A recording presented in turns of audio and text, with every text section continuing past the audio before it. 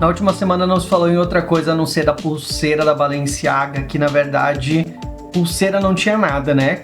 Eu tô passada, chocada. Que aquilo era uma fita adesiva da mais simplinha, com escrito Balenciaga dentro. Pra você ter noção, essa pulseira da Balenciaga custou R$3.000 aproximadamente aí na conversão, pra quem foi doido o suficiente e fez esse investimento aí na marca de luxo que conquista, né, celebridades e mais celebridades. E esse produto já tá esgotado. Jesus! Então fica o questionamento: o que é moda?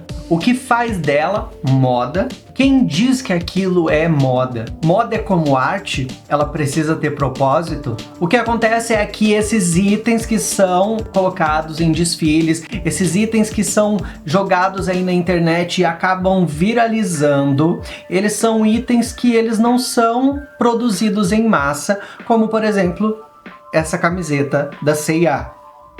Uma professora de design de uma faculdade aqui do Brasil chamada Lina de Albuquerque, ela fala o seguinte, que eu vou ler pra vocês agora, porque eu acho que dá esse contexto exato pra esse vídeo que a gente quer falar. Ela fala que comercial ou conceitual, um desfile, ele é como se fosse uma expressão em movimento, cujo objetivo é apresentar criações, mesmo que algumas peças não se tornem comerciais.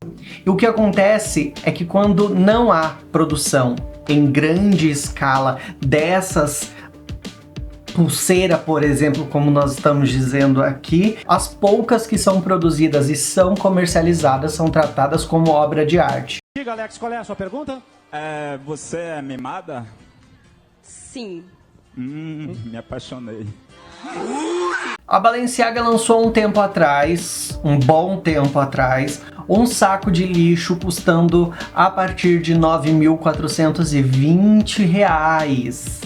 Um saco de lixo de luxo. Um saco de lixo de luxo. Um saco de lixo de luxo. Um saco de lixo de luxo. Demna Gvasalia, atual diretor da grife espanhola Balenciaga, comentou na época o seguinte: não poderia perder a oportunidade de fazer o saco de lixo mais caro do mundo. Eu sou rica!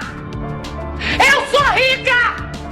Bom dia, boa tarde, boa noite, não importa a hora que você esteja me vendo, seja muito bem-vindo. Meu nome é Andrei e esse aqui é o Andrei falando. Oh, Andrei, mas não estou entendendo, você está aqui numa segunda-feira falando conosco?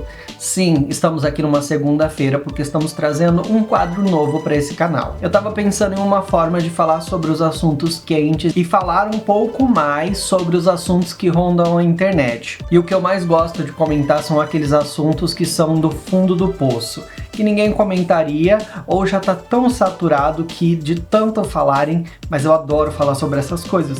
E daí veio esse novo quadro aqui pro canal, Andrei falando do fundo do poço.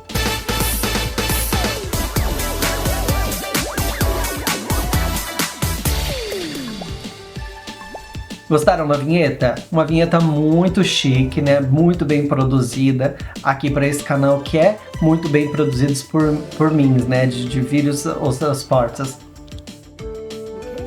Então toda segunda-feira eu faço esse convite para você às 8 horas da noite aqui no canal Andrei Falando. Vai ter esse quadro do fundo do poço, onde a gente vai comentar o que está sendo mais comentado em altas no assunto do YouTube e do Google. Tá bom? O pior detalhe, eu acredito, da Balenciaga ultimamente, pô, você vê uma pulseira que parece uma fita crepe, não, fita crepe é outra, né? Fita adesiva, uma fita adesiva que tá sendo vendida por R$3.000. Aí você fica aquela coisa assim, gente, isso não vale R$3.000, porque é o mesmo preço de fazer a fita crepe, eles estão fazendo, né? Eles só estão fazendo em menor quantidade para que pessoas muito ricas tenham esses produtos e se sintam donas de uma obra de arte mesmo. Durante a Semana de Moda de Paris, a marca lançou junto com a Crocs uma coleção chamada Fon. Os modelos de Crocs, eles tinham 10 centímetros mais ou menos de altura, eles eram saltos, né? E eles custavam em cerca de R$2.700 na cotação da época. E eles esgotaram mesmo antes de ter o seu lançamento oficial. Então já direto na Semana da Moda de Paris, eles lançaram isso lá, né, no desfile, e já estavam todos vendidos para esse povo que é maluco. O investimento não parou por aí, porque depois, em 2021, a Balenciaga lançou mais uma coleção com a Crocs. Dessa vez, um de salto fino, isso mesmo. Inicialmente nas cores preto e verde, eles foram anunciados no valor de R$ 3.300 na cotação da época, lá em 2021. Não sei se você já chegou a ver, mas teve essa marmotice aqui, que são casacos puffers.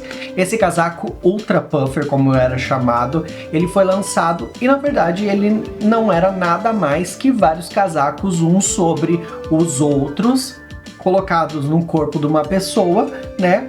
E na época foi vendido por $9.000, cerca de R$ 48.000 na cotação da época. Na época chegou a ser muito comentado, porque se assemelha muito ao Joey de Friends, né? Quando ele coloca todas as camisas do Chandler, uma por cima da outra, para irritar o amigo. É cópia ou inspiração? Seguindo, a gente tem uma coisa mais horrível ainda, que é uma peça de roupa que eles chamam de t-shirt shirt, o que seria mais ou menos como camisa de camiseta. A marmotice custou mais ou menos R$ 6.000 na época, tá?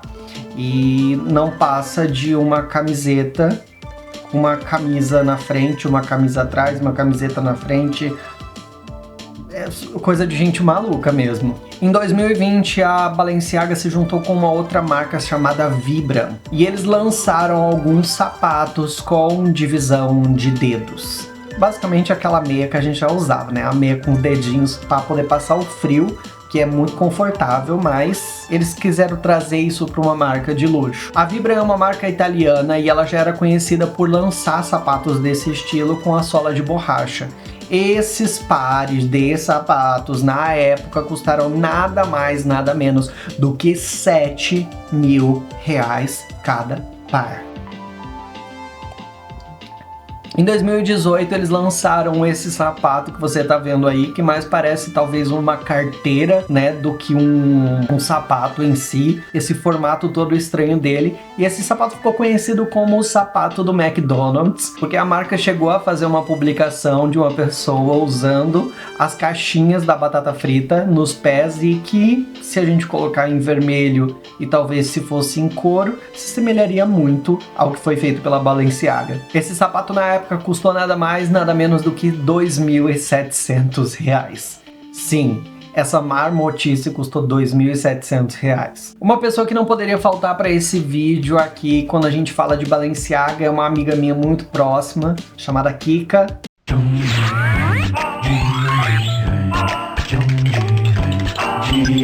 Kim Kardashian, quando ela foi ao Met Gala toda vestida num look preto all black, assinado pela Balenciaga. Ela foi muito comentada nesse evento porque ela virou piada, né? Ou comparavam ela com um dementador, ou aqui no Brasil com um esmilinguido. O outro item da Balenciaga que não podia ficar de fora desse vídeo é um tênis que eles lançaram, um tênis no formato assim destroyed, né?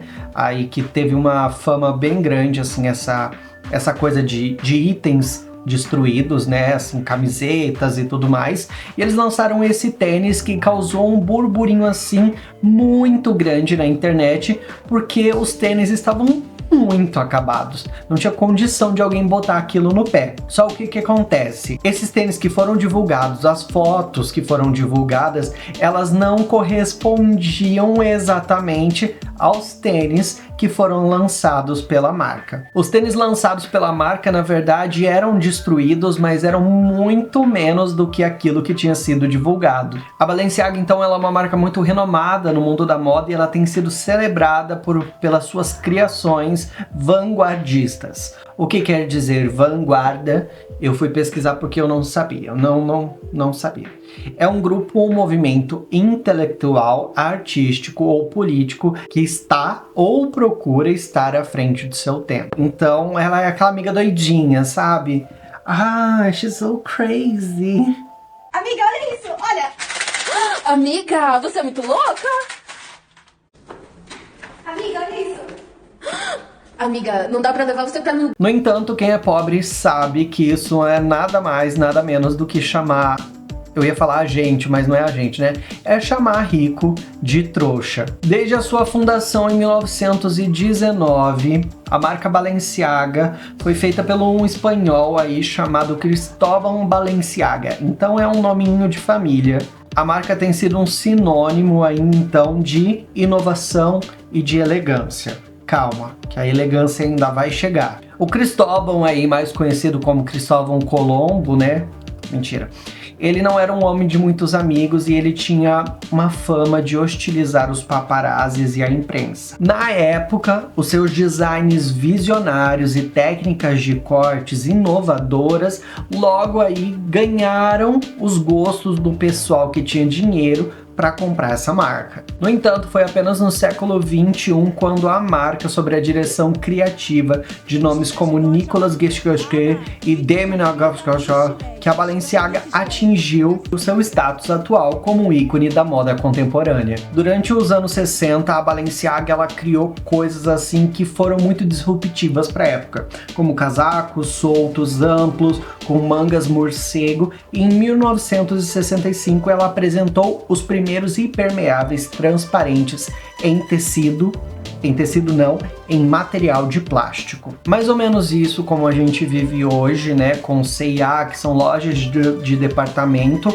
Na época, lá em 1960 e vai bolinha, essa coisa de abrir muito para todo mundo poder usar, não agradou muito o seu Cristóvão Colombo, né? Então essa popularização das lojas de departamento e dessa leva, porque uma camisetinha dessa aqui, 15, 20, 30, 50 pessoas tem na rua, né? O Cristóvão Colombo, ele não gostou nada dessa ideia, né? Porque ele prezava em ter uma relação próxima e o caráter artesanal da alta costura e sob medida. Então, ao invés de lutar contra o inevitável, ele optou por se aposentar, porque ele tinha condição de se aposentar, e em 1968 ele largou mão da Balenciaga. E não muito tempo depois, em 1972, ele veio a falecer. Então ele preferiu se aposentar, morrer, do que transformar a Balenciaga em uma marca acessível a todos. E é isso que eu quero dizer. Isso acontece assim muito. Um momento a gente vê no filme da Gucci, a gente até no Diabo Veste Prada, né? Aquela cena que a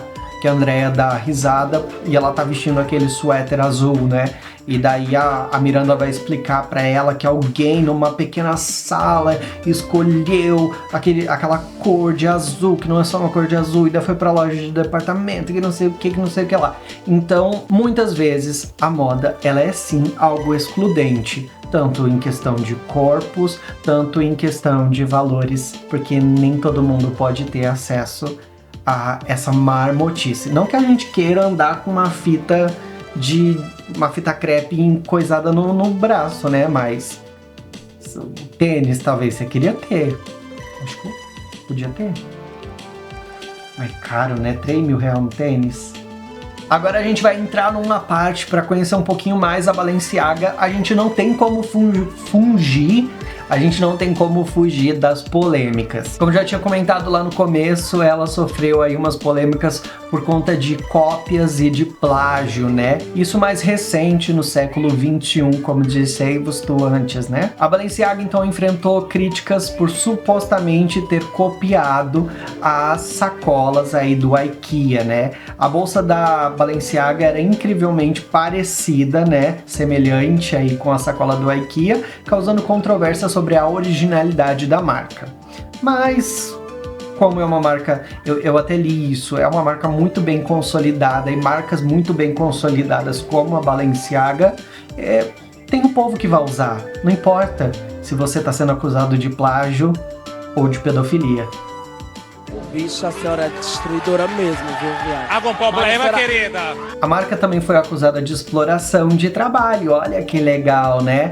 Ela foi acusada de utilizar fábricas que tinham condições de trabalho precárias. Um exemplo foi uma investigação que revelou condições de trabalho bem assim ruins em uma fábrica na China que ela produzia sapatos para Balenciaga. Isso gerou certas preocupações aí na mídia sobre a ética da marca em relação aos direitos dos trabalhadores. mas ela continua firme e forte, fazendo fita de coisa com concurso. Controvérsias no marketing, isso é o que mais tem dentro da Balenciaga. Considerada problemática por muitos espectadores, teve uma campanha da Balenciaga que causou um certo alvoroço aí ao ser acusada por pedofilia. Então a fotografia ela foi muito criticada, né, por dar esse sentido aí de conotações da pedofilia, devido à maneira que as crianças estavam ali segurando coisas fetichistas, e essas modelos adultas, uma palhaçada. Porque, sinceramente, eu aqui, ó, eu vou gravar esse vídeo aqui. Se eu falar uma merda, aí eu vou editar. Eu não vou ver que eu falei uma merda. Não tem condição. E as coisas vão e elas acontecem, principalmente, assim, a Balenciaga é um exemplo muito grande, sabe, disso. Coisas muitas vezes na internet, elas acontecem por motivo de marketing e não pelo motivo correto de isso vai trazer destaque para a marca. Não. É um destaque, de certa forma, negativo, mas que durante aquele ano as pessoas vão estar falando sobre ela, né? Então, muitas vezes as marcas preferem estarem sendo comentadas do que não estarem sendo comentadas e um dia lançar uma coisa decente. E se você liga minimamente para o mundo, né, tem as questões também de sustentabilidade. Se a gente começar a comentar aqui sobre todas as polêmicas que entram no mundo da moda, né, ou a gente virar um pouquinho assim pro aqui o interior do Paraná mesmo, que tem muitas fábricas de jeans, né, quantos litros de água demanda para fazer uma peça de jeans, né, uma lavagem. A falta de práticas sustentáveis, então, foi um ponto que foi muito comentado e gerou críticas à Balenciaga. Nós podemos chamar isso de marketing ou manipulação, mas a estratégia de marketing da Balenciaga é meticulosamente projetada para criar uma aura de exclusividade e status em torno dos seus produtos, mesmo quando eles desafiam, né, as expectativas convencionais do que é moda. Uma das principais estratégias usadas aí pela Balenciaga é usar a escassez artificial, que nada mais nada menos é do que limitar a quantidade de produtos que são produzidos já direto da fábrica, né? Pegar esses produtos então que são produzidos em menor quantidade, lançam-se linhas de edição limitada, né?